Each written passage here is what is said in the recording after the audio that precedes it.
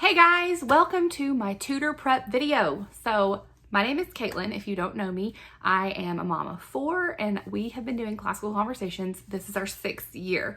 Every year I make a video, every year since my first year, I have made a video talking about how I prepare for foundations. And you may have seen that before. And I share what our family is doing and where to find things on CC Connected, and I try to do that as a resource for other CC families. When my oldest started Essentials last year, I started doing an Essentials prep video as well, showing how I set up the binders and how I organize all the things and where I find worksheets and that kind of stuff. And this year is my first year tutoring, and I'm very excited about that. And so I thought, since those other prep videos have been helpful, perhaps a tutor prep video could also be helpful. So with that being said, please know this is my first year. And so just like when I did my first year Essentials prep and when I did my first year Foundations prep, I know that I don't know it all, and not that I feel like I will ever know it all, but I know that a lot of this will probably change as I get into tutoring. So this is not like, take this as the gospel because it is the way it has to be done. It's just kind of what I've tried to get prepared in the summer before we start CC. And so I thought I'd share that with you guys so that other new tutors can get started. So a lot of what I share today will be very generic and can be applied to all cycles. Things like the review games that I'm going to be doing, the new grammar, things that I'm going to be doing, my organization, all that kind of stuff. A few things will be cycle 1 specific, such as where I found lesson plans and that kind of thing. But I think most of this will be stuff that can be used year after year, whether or not you're watching this now right before cycle 1, or if you're watching it in the future for a different cycle. So hopefully this will be helpful to you if you're getting started with your first year of tutoring. Now, I am tutoring, it's a mix of abecedarians, however you're supposed to pronounce that, and apprentices. I have ages like 5 to 7. And so it's a mix of the very youngest and the next to youngest group. So that's kind of where I'm coming from with what I'm sharing as far as games I've come up with and that kind of stuff. But hopefully a lot of this stuff will be applicable to a lot of ages. All right, so what I'm going to start with are sharing some resources. If you are not familiar with CC Connected, that is a resource that CC puts out where it's an online website, and they have things on there, and then also parents can share things that they have created. There's a forum for parents to share. There is a tutor specific forum that once you are contracted as a tutor and your director has updated that in the system, you have access to it. Honestly, that forum is not very active. There's not a whole lot of stuff shared in there. There are quite a few things shared in the general forum that are for tutors, but are shared because moms at home can also use them. So some of the stuff that I share will be on CC Connected, whether it's in the general form or the tutor form. It really doesn't matter because once you're logged in and you search, it's going to search all the forums you're a part of. So it'll search the tutor one, the general shared one, the foundation specific, the essential specific one. So stuff on CC Connected, it's kind of all meshes together if you use the search function. But there is a forum on there.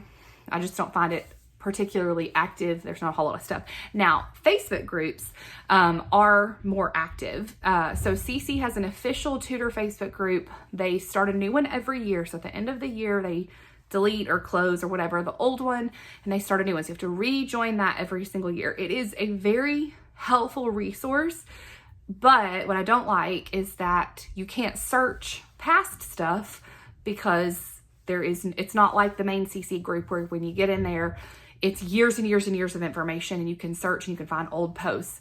It's just like you have to join it every summer, and then you have to wait for other people to share and upload things. And so what was frustrating to me is that I wanted to start planning at the beginning of the summer and get it knocked out. And I couldn't even get in the Facebook group yet because they didn't delete the old one and start the new one until later in the summer. And then even when I was in it, it wasn't super active. People hadn't started uploading stuff from the last time they did cycle 1 or things that are generic to all the cycles.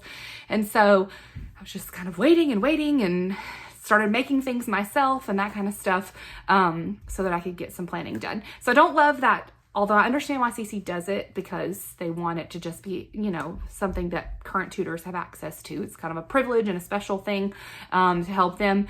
But it's also I wish there was a better way because there's people sharing tons of great stuff in the Facebook group but they're not on CC Connected, so it's not going to be there forever. It'll be deleted at the end of the year. So I'm really only saying that to say if you're watching this in a future year, you will be in a different Facebook group, and the stuff that I referenced may not even be in that group. So take that as you wish.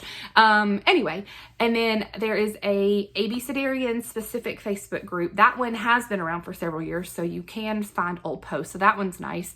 And it's got, you know, that people are uploading new stuff and there's old stuff.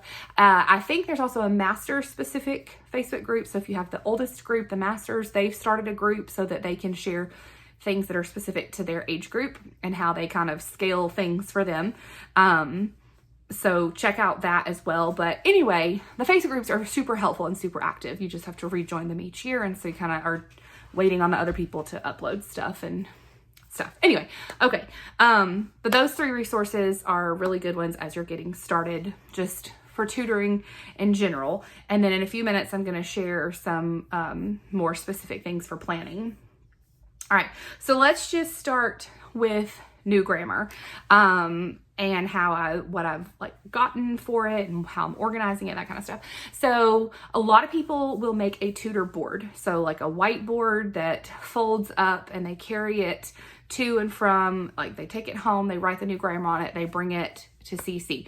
Our campus did that several years ago when we were at a different location, but now we are at a church that has really big whiteboards that we can use, and they're magnetic. And so everyone at our campus will pre-write our memory work on sheets of paper, handwritten, because that's CC's requirement, best practices, but pre-write them and put them in these like I always call these like dry erase sleeves, but I see people refer to them as shop tickets.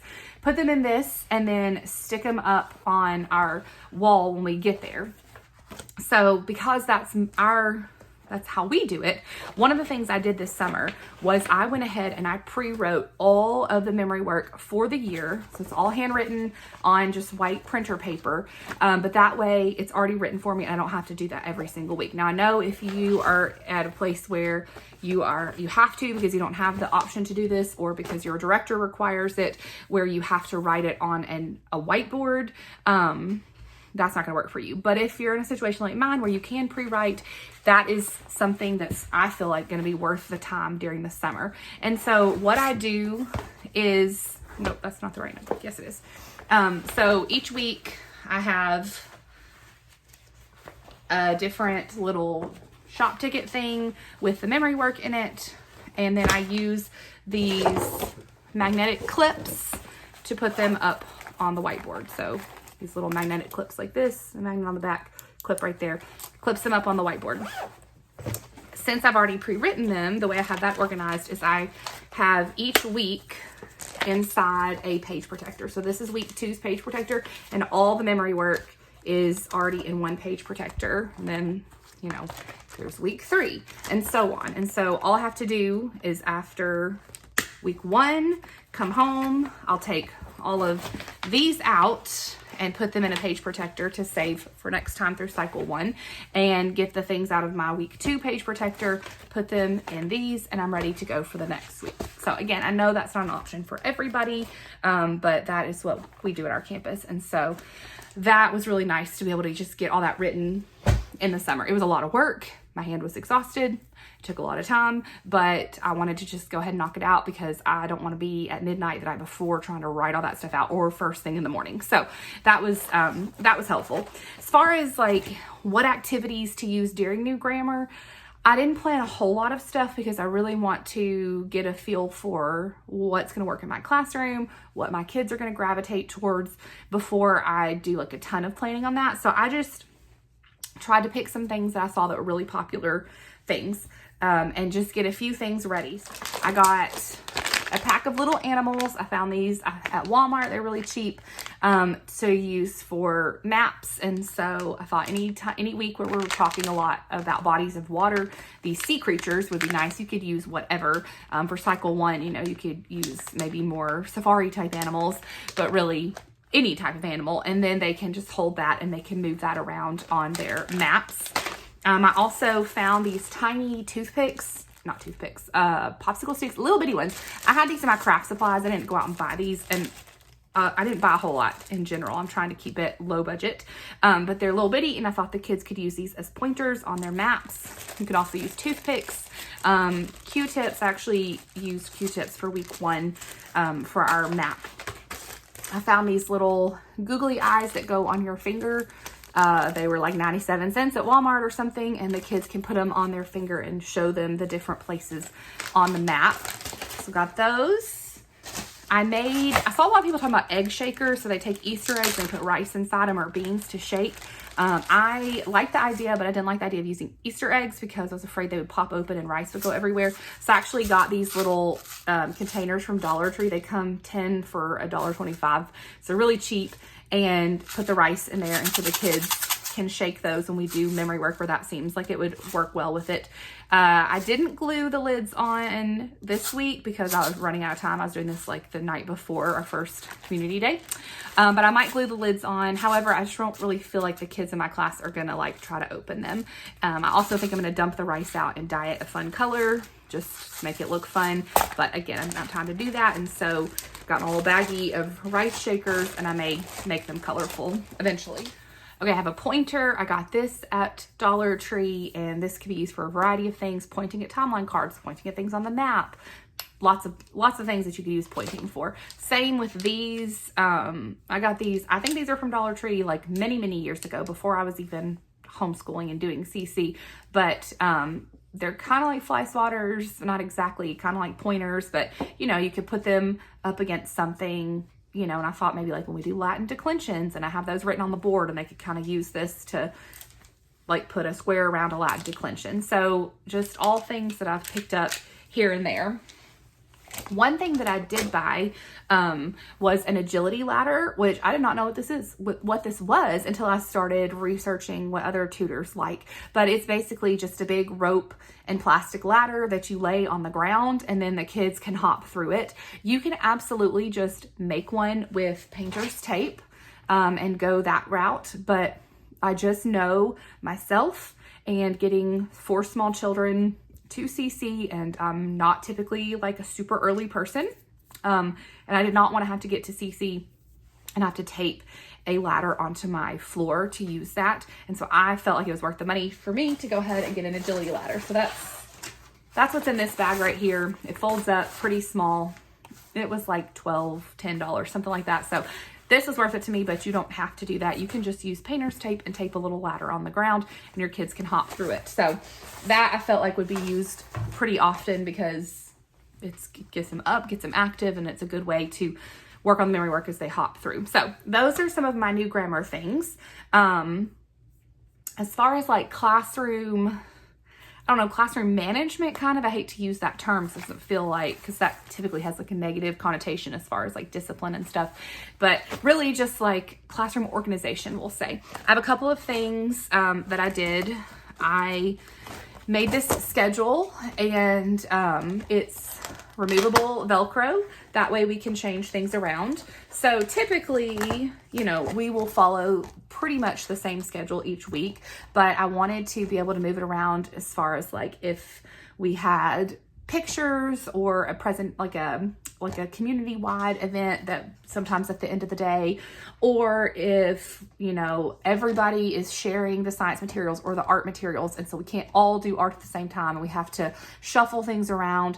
I just wanted to be able to make it movable. So I made a movable little schedule here and put that up on my board with a clip so that the kids, mostly the parents, really for the parents, can see how the day is going to go. I also made a class presentation order paper thing. I know some tutors just like to take volunteers and go in order like that. I prefer to have a list and then rotate them. So like whoever goes first this week, next week will go to the bottom and everybody goes up. So they're Velcro, just like the schedule was. I just like that because I feel like it's more fair, less chaotic. And also as a parent, especially a parent of multiples, I like to be able to go into my child's classroom and look to see where they are on the presentation list and be like, oh, they're going to be first or they're going to be last. So I can try to go and watch their presentations. Obviously this year, now that I'm a tutor, that won't apply.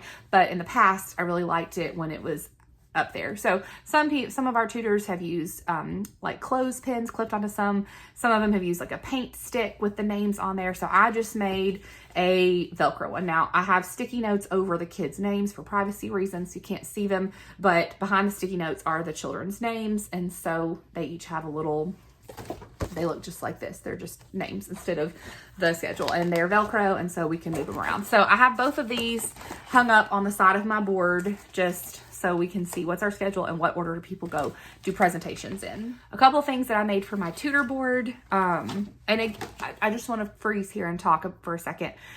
Cece's motto is stick in the sand, and they're really big on like keeping things simple and not, you know, like making lots of extra fancy stuff and extra work.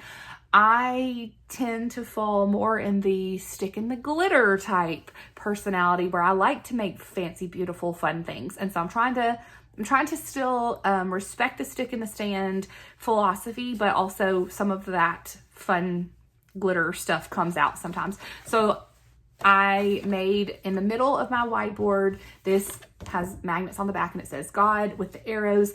And I put all of my memory work around it so we remember that God is in the center. I made all this to match. So my schedule and my class list and the God part in the middle, they all match just because I just like to have little fancy things. Along with that, I made headers for the whiteboard as well. So they're magnetic on the back, and I made timeline, Latin, math, etc. So I put that over where I have the memory work written.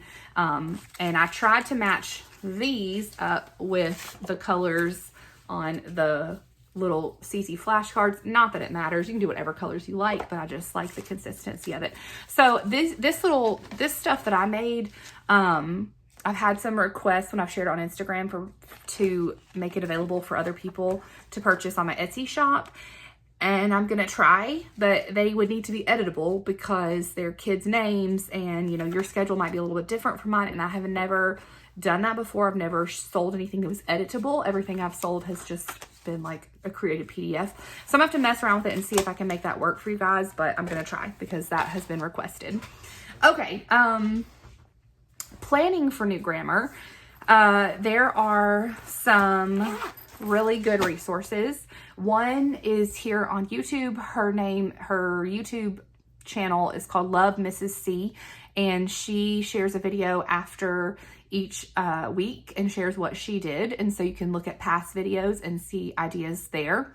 There's a lot, like tons of resources in the Facebook group and Facebook groups, multiples, and even in the main Facebook group, if you search tutor or tutor board or planning, there's gonna be tons of stuff come up. So there's lots of information there, but these are just a few that help me with like planning specific weeks. Now on CC Connected, there were 2 people who shared their tutor notes from past years, like very detailed, that had like the songs that they used and the motions that they used for every single part of the grammar and what they did for review and all that stuff. One of them has hyperlinks where you can even click and see the videos. The other one does not have hyperlinks, but it's still a great resource. And then there's a person who has, I guess, kind of like a blog that shared at the end of each week, and she had the youngest class, the ABCDarians, what she did for each of the things. So those 4 resources were kind of like my main 4 things I was looking at, was what Mrs. C did and what the lady with the blog did, and then the 2 people who shared their documents. And so I would like kind of pull up all those and look to see, what they do for week 1 specifically, or what was an idea that I just liked in general that I could apply to math on whatever week, and jotted those down. Now, some of those are cycle specific. And so if you're watching this in the future, that may not be available to you. But if you're watching this for cycle 1, those were all really helpful as I was planning. I know that once I've gotten into this for a couple of weeks, it's going to come much easier to plan, and I'm going to kind of know intuitively, okay, I really want to do this for science and this for Latin and that kind of stuff. But those first few weeks, it's just like really kind of overwhelming to pick. Anyway, but I'll link all that stuff so you can check those out. One other classroom management type thing that I forgot to mention was I found these cute little cards that they were free on Teachers Pay Teachers, and I'll link to them. And you pass them out, and it's like if you're milk, your partner is cookie. If you're cookie, your partner is milk. And they're these little cute food pairings. And so I got those because I thought, I hate it when kids are asked to pair up and then so besties pair up and there's someone who's kind of left out. And then also, so I'd hate that for the kids that get left out. I also hate it when the same kids are paired up always. And so this is a good way to just randomly pair people out. So I even used this on the first day of class. I don't remember what we were pairing up to march around the room. And I just passed these out really quick, and then they found their pair. And so that was fun. Okay. Let's talk about fine arts. So our director and the tutors at our campus, we meet once a 6 weeks to plan art and hands-on science ahead of time. And so we each bring ideas and sit down and talk about it, and then we go home and we decide for ourselves. But our director asks that if we're going to have anything, she prints off stuff for us. If we're going to have her print stuff off, that we tell her what we want for all of art the first 6 weeks. She wanted to print that before CC started. So I had to go ahead and plan what I wanted to do for those 6 weeks, get that done so I could let her know what I wanted printed, which was great. It pushed me to go ahead and get that done, so I'm not planning week to week. So for art, I mostly used the Inside the Lines blog and Art with Allie on YouTube for most of my lessons. I also pulled a random worksheet from here and a random worksheet from there, and just, an idea from this place. So, I've pulled a lot of things from a lot of places, but as far as our main art project, those were the two resources that I used for that. And then I went ahead and picked what we're going to do each week, sent that to our director so that she could print it out. Also went ahead and made my art for the 6 weeks, my demonstration one that I was going to put up, so that was done. I just took one Saturday morning and I just sat and did all of my different art projects. That way I can review it before the week, but I don't have to sit down and actually create it. That was done before school started for me. For hands-on science, most of that is taken care of from our director. She provides all of the supplies that we need and all that kind of stuff. But same thing, if we want worksheets printed out or anything, I needed to go ahead and do that. Now the science, I was a little less okay, I absolutely know what I want to do for these. So I have found there are some amazing science scripts that are for cycle 1. This is again, cycle 1 specific on CC Connected. I think I found 4 different ones that were all really good, that gave you ideas of questions to get the discussion going, that gave you information about what to say about the different things that you're talking about, that give a biblical connection with it, a Bible verse or a devotional, not even a devotional, but just a little connection of what we're doing in science to the Bible or how it relates to our lives as Christians. And so I couldn't decide which I liked better. Some of them have diagrams that you can put up. So for the first 2 weeks, I printed off everybody's, and I'm going to kind of use them and then see if there's one that I keep gravitating towards. And then as we get into the year, just continue to print that one person's off. So I'm not having to print 4 different sets of lesson plan scripts. They're all very similar, but different and really good. And so I'll link to those if you're in cycle 1. I don't know if those people have also, some of them have created them for other cycles, but those are really good, especially if you're like me and science is not your strongest subject. And so you need some people who have better knowledge of it to get you started. I also printed a scientific method poster. I did not make this one. I found this one maybe on CC Connected. There have been several other versions in the Facebook group that are all really cute. So I printed that so that I can put that up on the board when it's time for hands-on science and we can go through the scientific method. I like that this one talked about what's a question, what is research, so it wasn't just the words.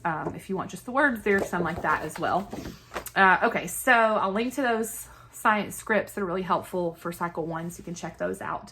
There's also some science journals. There's some for the younger ages where they can just draw a picture of what they observed or what they, what we did in the project experiment. And then there's some for older ones that have them labeling things and a little more involved, and those were really good. So for now, I'm just using the one for the younger ones where they draw what they saw or observed.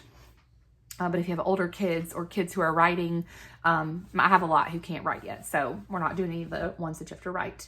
for when you're getting ready for your science experiment. There are a couple of people who have done videos. So, Classical Conversations of Mount Pleasant on YouTube, and Emily Phillips, she's Emily the Homeschooler on Instagram. Emily Phillips, I think, is her handle on YouTube, but she has also done videos, and they walk you through the experiment, and those are really helpful. So for week 1, I watched both of those videos so that I could kind of see it in action and see what they would discuss and that kind of stuff. So those were really helpful for me. All right, now let's talk about review. So one of my goals was to get review games ready in the summer. If you can't tell, I like to pre-plan and get as much stuff done ahead of time so that I'm not scrambling at the last hour. I know there's stuff I have to do at the last minute, but getting things done as much as possible ahead of time is what I really strive to do.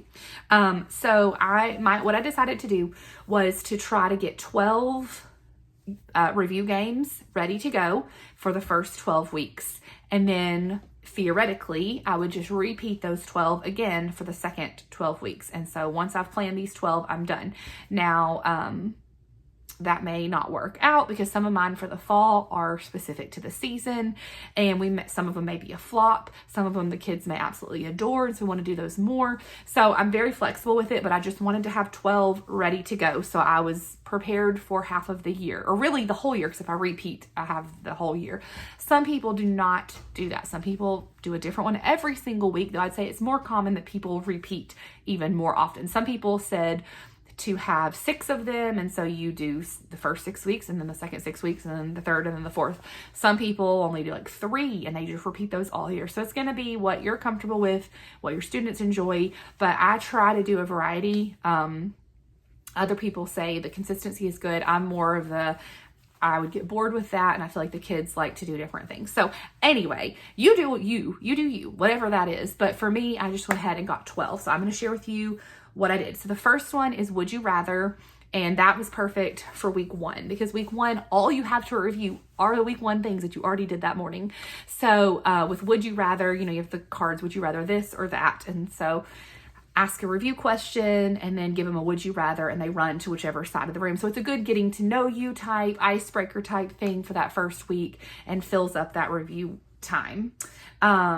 Then I have Wiggle Worm, which I've seen a ton of varieties of this on CC Connected and in the Facebook groups and stuff. But I just used popsicle sticks, and I wrote math and English. And so the kids will pull a popsicle stick, and then we have 2 wiggle worms. So there's my wiggle worm. And if they pull the wiggle worm, then everybody does a little dance party or wiggles around the floor or whatever you feel like doing with them. And then they put it back and they draw, and maybe they get timeline. And so you review the timeline. So this is a really popular one. There are printouts that you can like print and laminate and glue to popsicle sticks. There's actually a set of these on Etsy if you want to buy them already like printed on the popsicle sticks. I just literally colored the end with a Sharpie and then wrote on them. They're not beautiful or fancy, which is not my normal. I do like to make things beautiful and fancy, but sometimes you just do what you gotta do. Anyway, I have them in a little cup, which I need to put some tape or paper around the bottom so they can't see what they're drawing, but they'll just draw out of that. So that's game number 2. Game number 3 is called Ouch. This one was posted in the Facebook group. I have not seen it on CC Connected, but I have it in this little box here.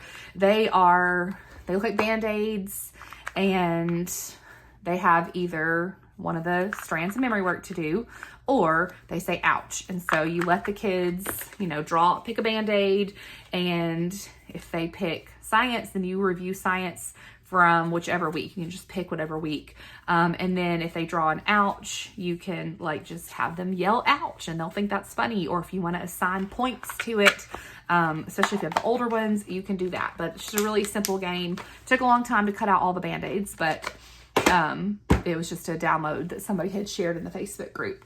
I've got Pom Pom Bomb, which I found that one on CC Connected, so I'll link that. But you just have a variety of pom-poms. They stick their hand in and draw one out, which I need to get a bigger bag that's more like a drawstring bag they can put their hand in, or a box or something. But I'm not doing this one for a couple weeks. So I just tossed them in this Ziploc baggie, and I'll figure it out later. Anyway, if they draw a color, Then the colors do not have anything to do with the specific strands. Okay, so like you don't get blue and then you know blue is science. Just if they draw a color, you ask them a question and you get a point. So you put them into teams and put the points on the board. If they draw a red bomb or a red pom-pom, I think they get extra points. And if they draw a black, then that's the bomb. They're dropping them everywhere. There's one black in there, or two, and I just dropped it. But if they draw a black pom-pom, then they lose their points or something like that. I'll have to look at the instructions again. But that's pom-pom bomb, really easy. If you just get those little fuzzy pom-pom things, and you can change the rules up however you want to. Beanbag toss, I made cards that have the memory work strands on them, and I'm gonna just scatter these in a square in the room and then give them a beanbag. These are ones we had at home, and they will toss it, and whichever one they get closest to, that is the subject that we will review. Okay, we have Bug SWAT, which I just got all these bugs. I made this one and put it on my blog. It's a free download, so you can just download the PDF, but I made all these little bugs, and there are 42 of them. So if you are doing this, so you know you're supposed to review the past 6 weeks of memory work. So the way I designed it is I'm gonna sit down at home and I'm gonna write, like, let's say I'm reviewing this on week 6. So I'd write like week 1 history and week 1 science and then week 2 geography, and each of the 42 bugs will have one of the things from the last 6 weeks, so that they're all on there. And so I'm gonna either stick them to my whiteboard or lay them out on the floor, and the kids will come up. I'm planning to get fly swatters. I've not purchased one yet. If I don't end up buying them, we'll use these instead of fly swatters, but I think the fly swatters are more fun. And so they'll come up and they'll swat a bug, we'll turn it over, and then whatever it tells us to review on the back is what we'll do. So if you want these, I'll link to those. I also made a set of little cutesy bugs. So if you don't want to do the more realistic ones and you want to do little cutie ones, I made 2 options. I wanted to do the cutie ones, but then was like, probably the realistic ones are more fun really to swat. Okay, mystery bag. I saw somebody shared this one. This one, you just get a tote bag or a drawstring bag or whatever, go around your house and pick some random items and put them in there. And then you like ask the kids a question, and then they draw out of the bag, and it may be something random like a rock, and they have to like act out the thing. It could be a pogo stick, it could be a pair of glasses, and they can be creative with how they do that. So I thought that was fun. And I'll just gather that stuff the night before. Stinky Feet. This is another one that I made. This is not, like, I didn't create this game. I found this game online several years ago, actually when I was subbing for a CC class, and then I've used it in my Bible class also. Stinky Feet is fun. So I made this little stinky foot thing that goes in the middle of the whiteboard, and then around it you put feet. Now you can just draw a foot, dropping everything. You can just draw a foot and then use sticky notes and put points on the back and stick them around. But I wanted to have a reusable one that I made once, and then I could just use it over and over again. But you stick these little feet around the board, and then the kids answer a question and then come up to the board and they pick a foot, and their foot might have positive, like plus 15, or it might have minus 5. And so you keep score. So you have 2 teams and you keep score, and the score will either go up or down with the points that they get. And so then, so their score's always changing, and it may go the wrong direction. They don't want it to. And then at the end, you see which team has the most points, and then they win. So I have that already printed out and ready to go. Like I said, that's on my blog. I'll link to it so it's a free download. Okay, target practice. You just draw a target on the board with 7 rings. And so you have history and Latin and English, whatever, written in the rings, and take one of those sticky Nerf gun type things, dart gun sticky things. You know what I'm talking about. They shoot it at the board, and wherever it sticks, that is what you review. I don't have the sticky guns yet, although I'm sure my kids have some here at the house. So I'll either borrow theirs or need to go to Dollar Tree or something and get that. For bingo, just got these review bingo boards. There is a really cute Cycle 1 specific bingo board that was shared, I think, in the tutor group, and it was really cute, and I wanted to use it, but then I was like, practically, I would like to just print these and laminate once. So I went with a non-cycle specific one. But this review bingo, there's 8 different boards for your 8 kids or less in your class. And so you'll just do, and these match the colors of these cards here. But you will, you know, answer a question, they cover it up, they try to get bingo. So you can use markers, you could use counters, depending on the time of the year. Like I've got these little plastic pumpkins, or you could use little candy hearts, just depending on what time of the year you do that. I've referenced these several times and not explained what these are. These are the memory work flashcards that you can buy on Cece's website. I have never felt like as a mom at home that I needed these, but as a tutor, I feel like they'll be really helpful because I know that if I'm having to pick what do we review next, I'm going to like lean towards my favorites and avoid the ones that I feel like are harder to review. This way, this will keep me more accountable and be easier to just make it snappy. I'm going to put the ones that we've already done in a box of some kind. And so when it's time to review, I just draw out the cards, whether it's at random or whether it needs to be a specific one, depending on the game that we're playing. So these are all of them on one big ring, and I will pull them off throughout the year as we start getting into the year and have review cards, review things to do. So that's what those are. Totally don't have to have those. They were on sale, and so I bought them over the summer. Okay. Roll a pumpkin. I found this online, maybe on Etsy, but there's an Etsy one that you can purchase. I took that and inspired it and made my own. But basically you just have the kids roll a dice, and the first roll is the shape of their pumpkin, and depending on what they roll, it could be a circle, it could be an oval, it could be a square. The second roll is the eyes, and the eyes might be star-shaped or circle-shaped or whatever, and they're going to draw pumpkins. And so I planned this for the week of Halloween. I thought that would be a fun one, and so we'll do a review question, and then they'll roll, and they'll add to their pumpkin. And I'll either have them all come up to the board, and we'll draw with white dry erase markers, or I'll give them each a piece of paper, and they'll draw it at their table. But I thought that was a fun seasonal one. And then the last one is Pass the Present, because that'll be right before Christmas. When I say right before Christmas, it's like the first week of November, because we get out really early.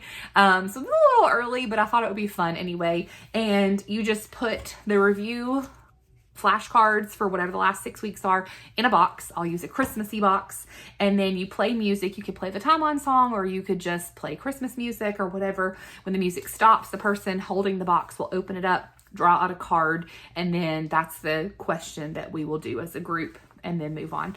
I personally prefer, especially for the younger ones, to always do group activities. And so when I ask a question, we'll all answer as a group. I don't anticipate them knowing them on their own or feeling comfortable enough on their own. So I feel like my plan is to always just ask the question and the whole class answers, and then we do the next thing in our game. If I had the older class, I would probably be more like, okay, this child, it's your turn to answer a question, because they know it better, they're older, that kind of thing. But for the younger ones, that's just what I prefer, is to do group answering. Okay, so those are my 12 for the first semester, and then we'll see how that goes. I also made a list of games that I could do on the fly if we finish early with one of these games, or one of them is an absolute flop, or I get there and I've left an important piece at home. And so I wrote down tic-tac-toe on the whiteboard. You just draw a tic-tac-toe board, put them in teams, ask the class a question, everybody answers, team 1 goes up and does their X, and then the same thing, and then team 2 does their O. Same thing with alien face or silly face. We played this a lot last year in the youngest class that my daughter was in. But they get to, they answer a question, and then I don't know if we rolled a dice or what they did, but like if they roll, we put a face on the board, and it's like a collaborative effort.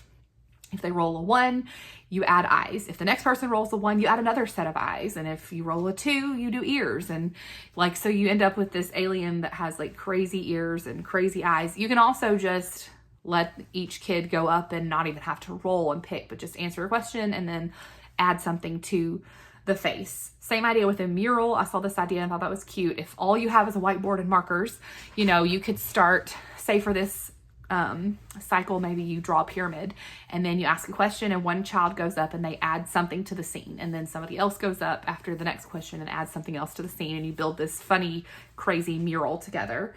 A tisket, a tasket is basically just like Pass the Present, only not Christmas themed. So you put your cards in a little basket, pass it around with music. Whoever it stops on, they open it up and pull a card out. Say It Like while. I found these maybe on CC Connected, but it'll be like, say it like a squeaky mouse while skipping in place. So those can be used for new grammar or for review. So I just printed, laminated, and I have those with me always. I don't have them planned for a specific week, but just if needed. Dice. So I was given this last year. These are from Etsy, but it has the different subjects printed on it already. And then I also have this dry erase dice from Dollar Tree. And so what my plan would be is if I needed to use it, I would roll both. I would write on this one like silly actions or silly voices. And there's several files on CC Connected that have ideas of those, but you roll them. And so like you roll it and then you get math, and then you get maybe like say it in a deep voice or whatever, or you roll it and you get science, and then you say it while patting your head or something like that. So that's just kind of like a backup game. Sticker the tutor, if you keep a page of stickers with you, and then the kids answer a question, get a sticker, stick it on the tutor, and she gets covered in stickers. I've heard that's popular. So that's one that I kind of have in my back pocket. And then the last one is 4 corners. Made these, printed them out, laminated them so I can have them with me. But if you're going to do 4 corners, you just stick one in each corner of the room. And then, you know, like tutor turns that to the students. They all run to a corner. And then you say like, okay, everybody in corner 2 answer the question, or everybody in have the whole class answer the question, and those in corner 2 are out or have to sit down, or however you play 4 corners. But I just have those in my back pocket. Okay, some other things is I heard a lot of people, or read a lot of people say that by review time, their kids need some chill out time. And so having kids play with Play-Doh while you just listen to all the review. Having kids color. I use these coloring sheets that are from Etsy. Amy Snyder is the creator of those. I use these with my kids at home. And so I don't plan to use coloring sheets with my kids, especially not every week, but I did go ahead for weeks 1 and 2 to print one out just in case we have extra time, or you have early finishers during art, that they can color a sheet that goes along with the, with that week. So I actually asked Amy if that was okay with her that I talk about it, and she said yes. You know, like, don't buy them as the tutor and print the whole workbook to give out to your parents. You know, she would prefer that they purchase it for at-home use, but she said it's fine, you know, if you want to print some off to use in class. So anyway, I had those brain flakes or Legos, just little things like that to have. That way, if you need to just sit, if the review game's not going well, and just sit and have them do something quietly while they listen to the review. Those are some options too. We've never done that at our campus. I've never had any of my kids' tutors do something like that. It's always been games where they're up and active. So I've never tried those, but I just kind of have them in the back of my head in case I notice with my class this year that would work better. We might try those, but for now I'm planning for us to do different games. Okay. I'm trying to see if there was anything else. Okay. The last thing is kind of my organization. So I have a binder, and I'm going to flip the camera around in a second and show you what's in my binder that I'm using to organize my stuff in. And I also have an accordion folder. So our director provides us with not this one, but I have another accordion folder that stays there at CC that has each of the kids' names. And so that's where at the end of the week, I will put their art, or if we do a science journal, and I'll collect those things and keep them at CC. And then at the end of the year, we make a portfolio and give it to them.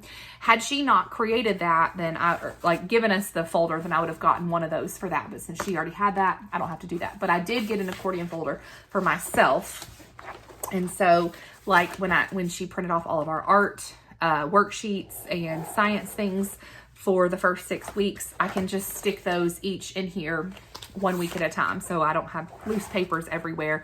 Also, things like my classroom schedule and things that are that size, I'll just slide them all in here to keep things from getting bent. And so I have this just for papers that I need for each week, that kind of thing. And then my plans and other things are in this binder. So I'm gonna flip around. I'm gonna show you that real quick. Okay, here's my binder. This is just, we use these to take pictures on the first day, so I won't have that in here normally. Our community calendar and class rosters, which of course I'll not be showing you that.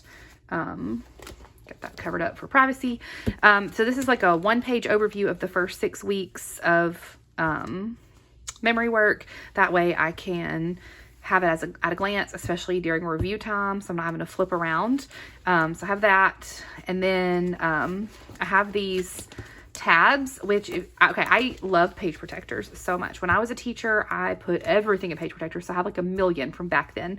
If you use page protectors and you use regular tabs, your tabs don't stick out far enough. So what you want to get is you want to get these kinds that have the pockets, because if they have the pocket, then they have to be big enough for an 8.5 by 11 to sit in it. And so this is going to stick out past the 8.5 by 11. So make sure you get the ones with pockets, and then they'll stick out further than your page protectors. I'll link to these. They were from Walmart, really cheap. But just a little tip if you are wanting to use both page protectors and little tabs. So, which our director printed out for us. So it looks like this. Here's a blank one where I've only just put a few stickies on there. Here is week 1 where I've planned out some of my stuff. But she printed this out for us. There's a file on CC Connected that I can link to you. So that's there. And then these are weeks 1, 2, 3, 4, 5, 6. And then behind the last tab is like some random review stuff. So for example, week 1, I have, these were some of my tutor plans. So I had like, and this is just because it's my first week and I'm still kind of getting comfortable, but this is like a really quick overview. And this was like making sure I said it 7 times and like really scripted out. And I know I will not need this every week, but for the first week I did. So then I've got my different science ones. I told you I printed out like 4 different ones.